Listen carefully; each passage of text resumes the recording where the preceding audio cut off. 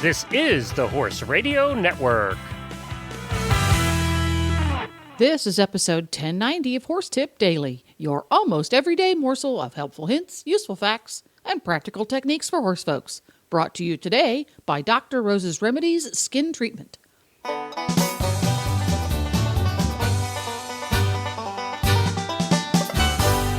Greetings, horse people. Coach Jen here, and thanks for tuning in to Horse Tip Daily. Today's tip is from the Driving Radio Show here on the Horse Radio Network. Show co-hosts Dr. Wendy, Ying, and Glenn are going to talk about the basics of interval training. And we'll get right to our tip after this important message from Dr. Rose's. Today's podcast has been brought to you by Dr. Rose's Remedies All-Natural Healing Salve. Developed by veterinarian Dr. Rose DeLiva, the Dr. Rose's Skin Treatment Salve is an all-natural anti-inflammatory, antiviral, antifungal, antiseptic, and anti-scarring product that contains no artificial colorings or preservatives. It works to promote the healing of scratches, relieve inflammation and irritation, promote the healing of wounds, and moisturize the skin of the horse. Because it has so many healing qualities and uses all-natural ingredients, Dr. Rose's Remedies Skin Treatment is the safe, effective salve that every horseman should have in their tack box. Ask for Dr. Rose's Remedies All-Natural Healing Salve at your local tack store, or you can go to drrosesremedies.com. That's drrosesremedies.com. So what's Dr. Ying have for us today? So we were just coming off of watching the Live Oak Marathon, and I was looking at how fit you have to get your horse to compete at that level. And I thought about this as a topic. So basically, interval training is like short periods of really intense work followed by a mild recovery, a very short, not total recovery, right? You just kind of let your heart rate go down a little and then you go back up.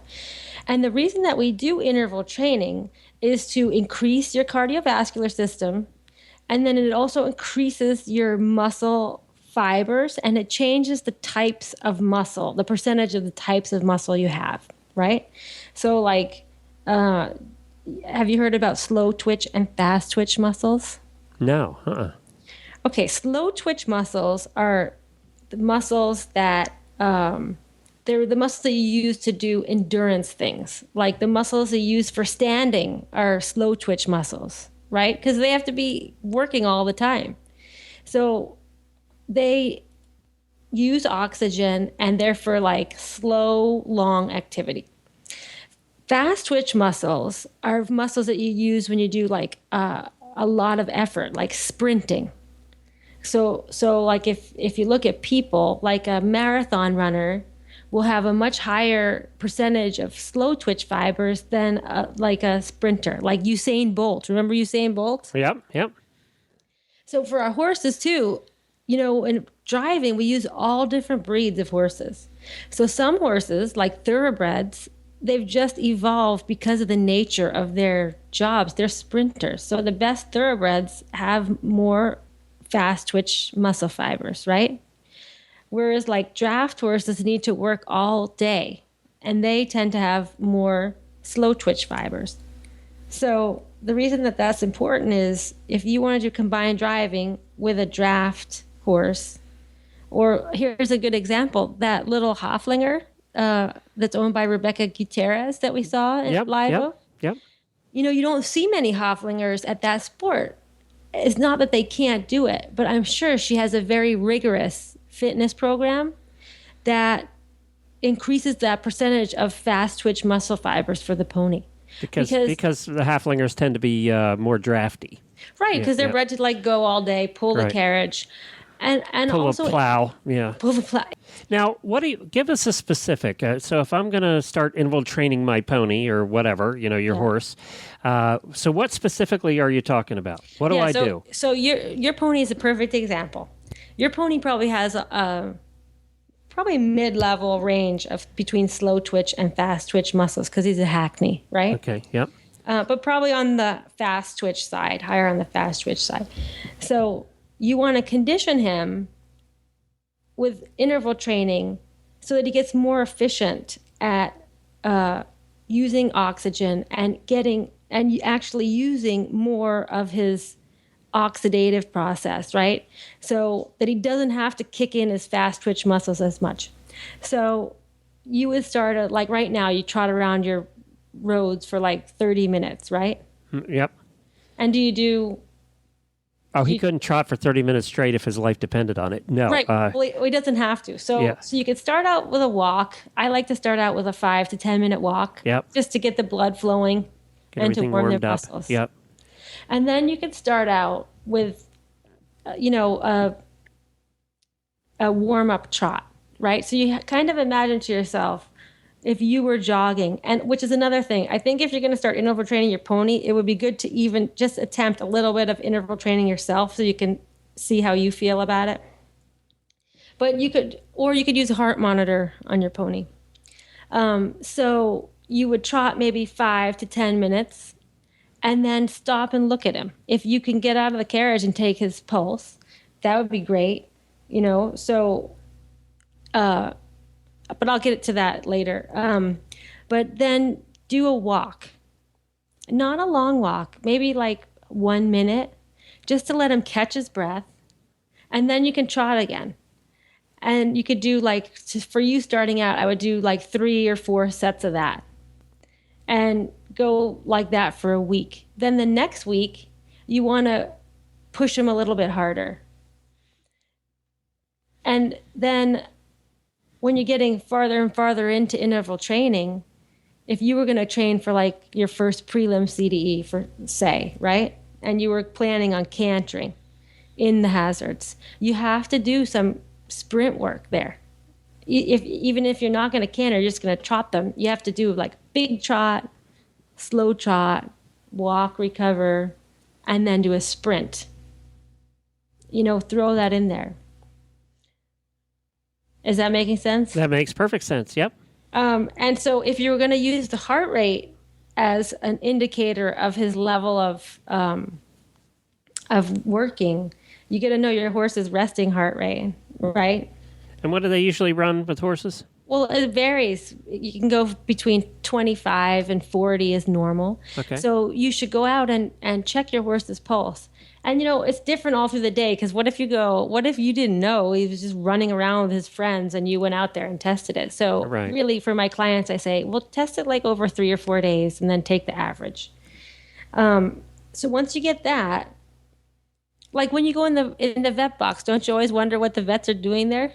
Right, yeah. Because they're checking their temperature, pulse, and respiration, right? And the pulse is really important because when you're intensely exercising, the horse can get up to like 200 beats per minute. And you don't want them to stay there, so you want them to recover. In 60 to 90 seconds, they should be down to like 100. And the fitter the horse is, the quicker they recover. So say you were in the vet box and your pony heart rate's not coming down, that's when they'll throw you out of the vet box, because they'll say your horse is not fit.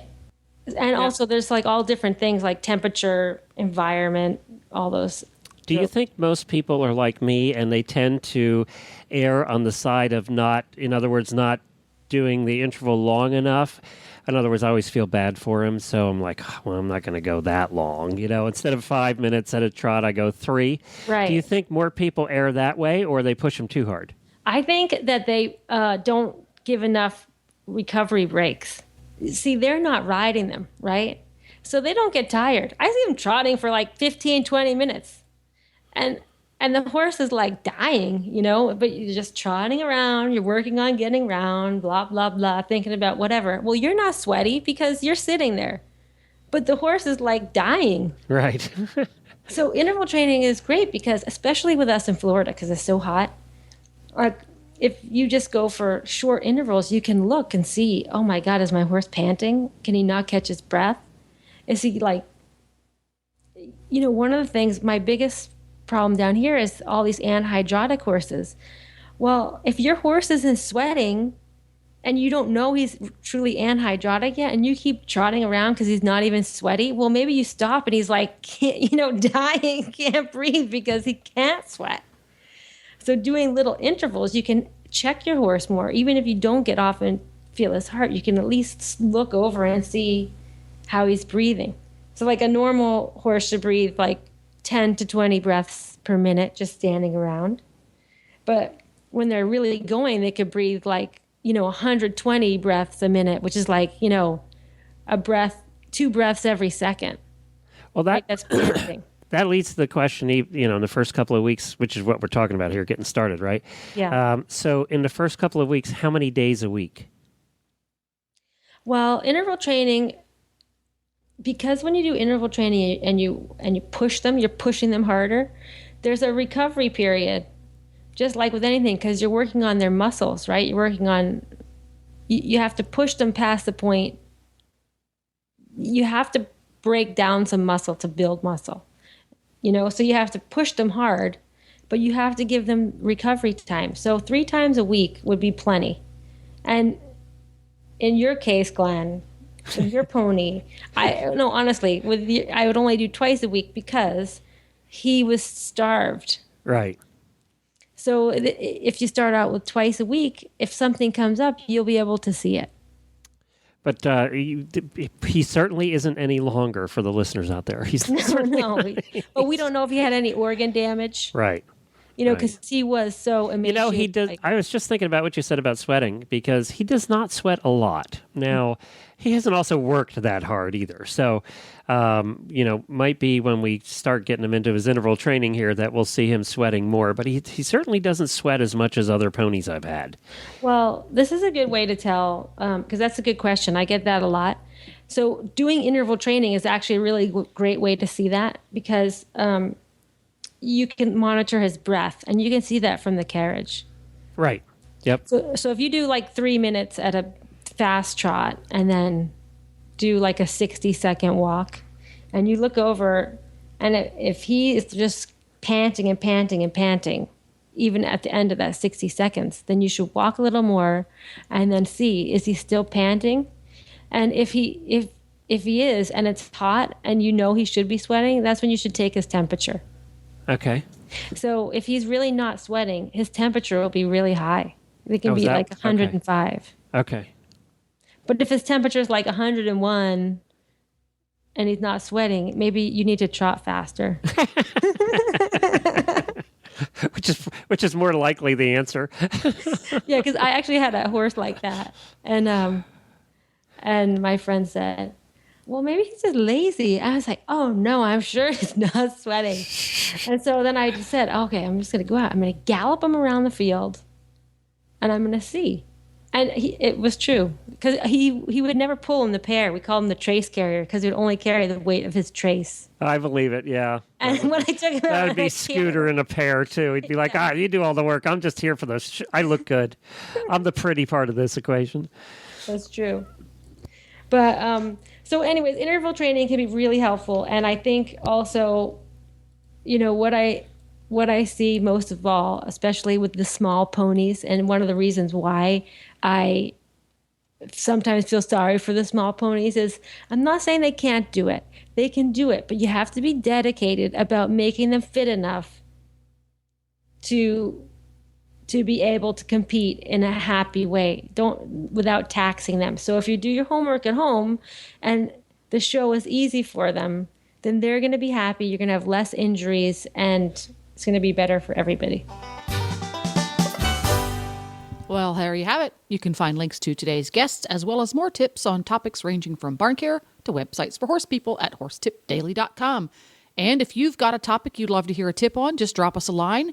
Go to the website, horsetipdaily.com, and click on the contacts link at the top of the page. This podcast was made possible through the generous support of Dr. Rose's Skin Treatment and listeners like you. The Horse Radio Network and the Horse Radio Network hosts are not responsible for statements of guests or their opinions. Use your own judgment when listening to the tips provided by the experts on Horse Tip Daily.